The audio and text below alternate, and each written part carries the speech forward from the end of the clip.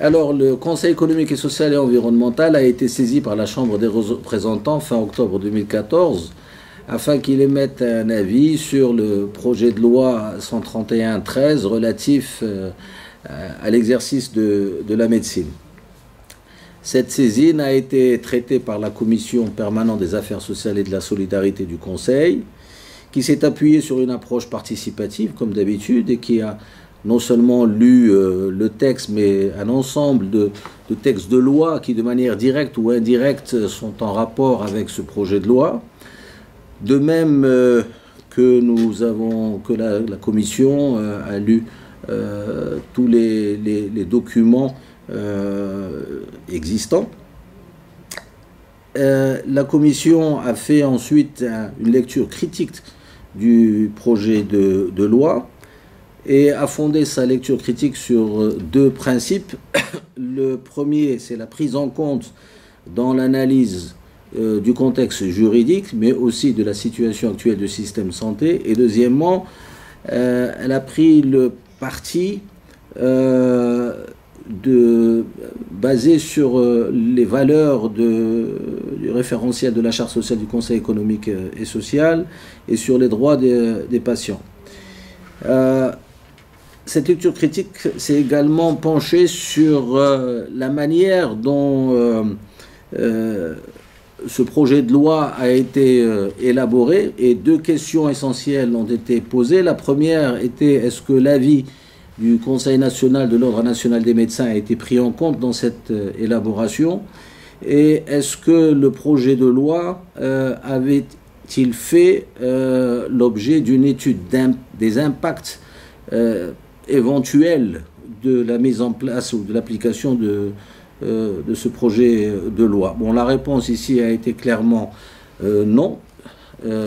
Ni l'avis du Conseil national de l'Ordre des médecins n'avait été pris en considération, et aucune étude des impacts prévisibles n'avait été faite préalablement.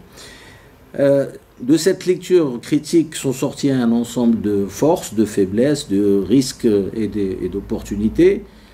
Ce que l'on peut dire, c'est que globalement, les faiblesses et les risques restent quand même plus fortes que les forces et les opportunités. Cette loi, par rapport à l'ancienne loi, la 1094 qui existait, n'a pas apporté de choses fondamentales en dehors de l'ouverture du capital à des sociétés commerciales.